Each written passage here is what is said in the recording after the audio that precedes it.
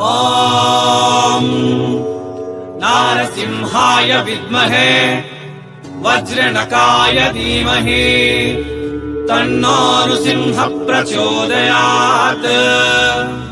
ಶ್ರೀ ಲಕ್ಷ್ಮೀ ನಾರಸಿಂಹಾಯ ನಮಃ.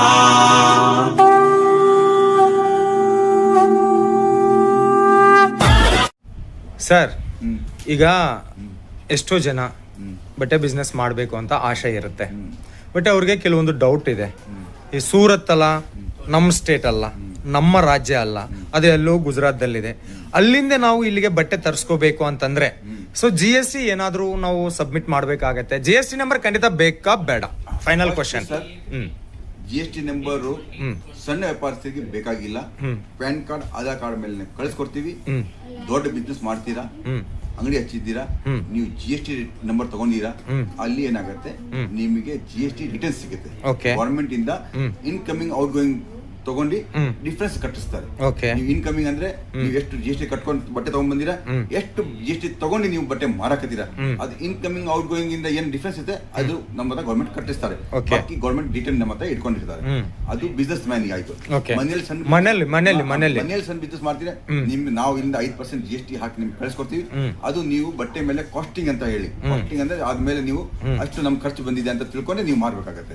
ಯಾಕಂದ್ರೆ ಅದರಲ್ಲಿ ಸಾಧ್ಯ ಇರೋದಿಲ್ಲ ನಿಮಗೆ ಏನ್ ರಿಟರ್ನ್ ಬರೋದು, ಅದು ಕಟ್ಟಿ ತಗೋಬೇಕಾಗತ್ತೆ. ಯಾಕಂದ್ರೆ ಗುಜರಾತ್, ಮಹಾರಾಷ್ಟ್ರ, ಕರ್ನಾಟಕ ಆಗ್ಲಿ, ಯಾವ 3-4 ಸ್ಟೇಟ್ ಹೋಗುತ್ತೆ, ಎಲ್ಲಾ ಚೆಕ್ ಪೋಸ್ಟ್ ನಲ್ಲಿ ನಮ್ಮ ಬಟ್ಟೆ ಯಾವ್ದಾರ ಆಗ್ಲಿ ಚೆಕಿಂಗ್ ಆಗಿ ಮುಂದೆ ಹೋಗುತ್ತೆ. ಈವನ್ ಒಂದು ಏನಿದೆ, ಯಾವ ಕಡೆಯಿಂದನೂ ಇವತ್ತಿನ ಡೇಟ್ ನಲ್ಲಿ ಪಾಸಿಬಲ್ ಇಲ್ಲ ನಾವು ವಿತೌಟ್ GST ಕಳ್ಸಕ್ಕೆ. ನಮ್ ಕಡೆಯಿಂದ ಇನ್ಕಮಿಂಗು GST ಇಂದ ಬಂದಿರುತ್ತೆ, ನಾವು ಔಟ್ ಗೋಯಿಂಗ್ ಕೂಡ GST ಇಂದ ಮಾಡ್ತೀವಿ.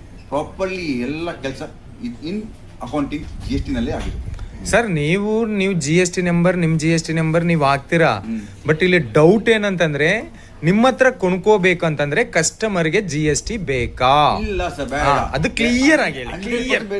ನಿಮ್ದು GST ನಂಬರ್ ಬೇಕಾಗಿಲ್ಲ. ನಾನು ಫಸ್ಟ್ ಹೇಳಿದೆ ಪ್ಯಾನ್ ಕಾರ್ಡ್, ಆಧಾರ್ ಕಾರ್ಡ್ ಮೇಲೆ ನಿಮಗೆ ಬಟ್ಟೆ ಕಳ್ಸ್ಕೊಡ್ತೀನಿ. ಬಸ್ ಬರೀ ನಿಮ್ಮ ಹತ್ರ ಕೊಂಡ್ಬೇಕು ಅಂತಂದ್ರೆ PAN card, Aadhaar card, voter card ಯಾವ್ದೋ ಇದ್ರೆ ಸಾಕು. ಬೇಕು ಅಡ್ರೆಸ್ ಪ್ರೂಫ್ ಗಾಗಿ ಅದು ಕೂಡ ಬೇಕೇ ಬೇಕು. ಬೇರೆ ಏನ್ ಬೇಕಾಗಿಲ್ಲ. ಆರಾಮ ನೀರಾಗಿ ಬನ್ನಿ, ಆರಾಮ ಬಿಸ್ನೆಸ್ ಮಾಡಿ, ಆರಾಮಾಗಿ ಬಿಸ್ನೆಸ್ ಮಾಡ್ಲಿಕ್ಕೆ ನಮ್ಮ ಗವರ್ಮೆಂಟ್ ಫುಲ್ ಸಪೋರ್ಟ್ ಕೊಡ್ತಾರೆ.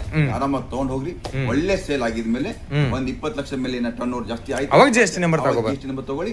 ಅದ್ರ ಬೆನಿಫಿಟ್ ನಿಮಗೆ ಮುಂದೆ ನಿಮಗೆ ಹೆಂಗ್ ಬಿಸ್ನೆಸ್ ಮಾಡ್ತೀವಿ ನಿಮ್ಗೆ ಐಡಿಯಾ ಸಿಗ್ತಾನೆ ಇರುತ್ತೆ. ನಿಮ್ಮ ಆ ಐಡಿಯಾ ಇಂದ ನಿಮಗೆ ಪ್ರೋಗ್ರೆಸ್ ಸಿಗುತ್ತೆ. Okay sir, okay, thank you so much. ಒಳ್ಳೆ ಐಡಿಯಾ ಕೊಟ್ಟಿದ್ದೀರಾ.